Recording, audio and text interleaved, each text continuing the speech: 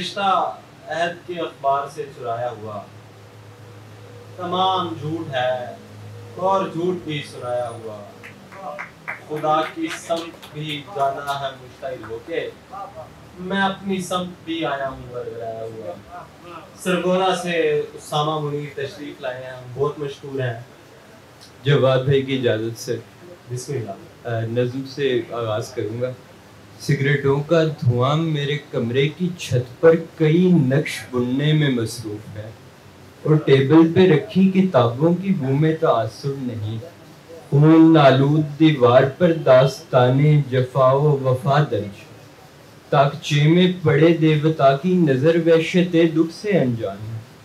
بند کھڑکی پہ ٹھنڈی ہوا کے قدم میرا قصہ سنانے کو بے چین ہے۔ میں حسینہ کی باہوں میں لپٹا ہوا اس کی چاہت کے نغمے سے محروم، سگریٹوں کے دھوئے میں کتابوں کی خوشبو، خون آلود دیوار میں دیوتا کی تھکن، اور یہ فاحشہ کی ہنسی۔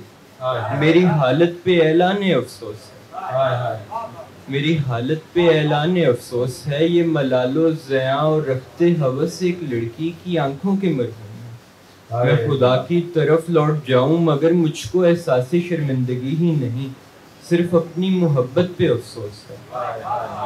میں خدا کی طرف لوٹ جاؤں مگر مجھ کو احساس شرمندگی ہی نہیں، صرف اپنی محبت پہ افسوس ہے، اور شاید مجھے آخری سانس تک اس ملال و الم سے نمٹنا پڑے گا۔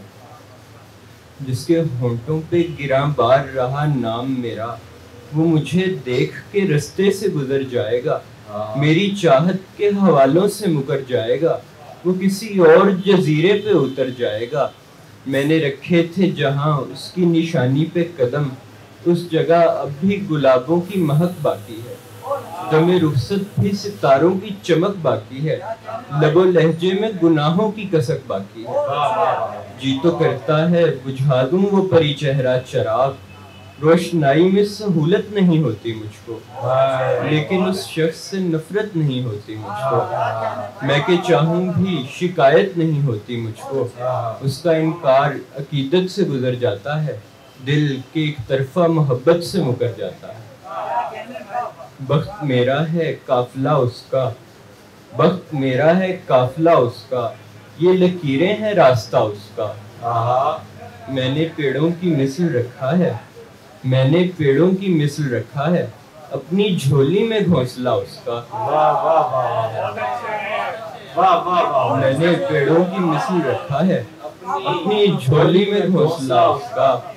یہ الگ بات میں پلٹ آیا، یہ الگ بات میں پلٹ آیا، دو قدم پر مکان تھا اس کا۔ یہ الگ بات میں پلٹ آیا، دو قدم پر مکان تھا اس کا۔ کوئی گھر ہے کہ بادلوں کا ہجوم، کوئی گھر ہے کہ بادلوں کا ہجوم، یہ دھنک ہے یا راستہ اس کا۔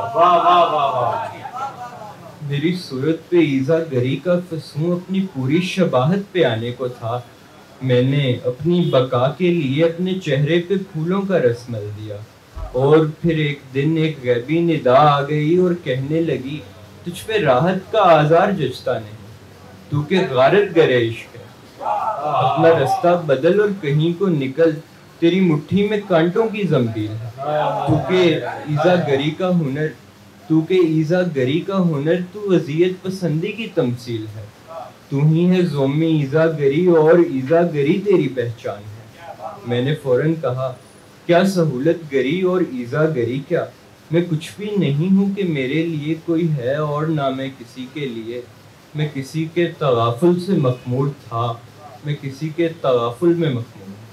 بہت شکریہ۔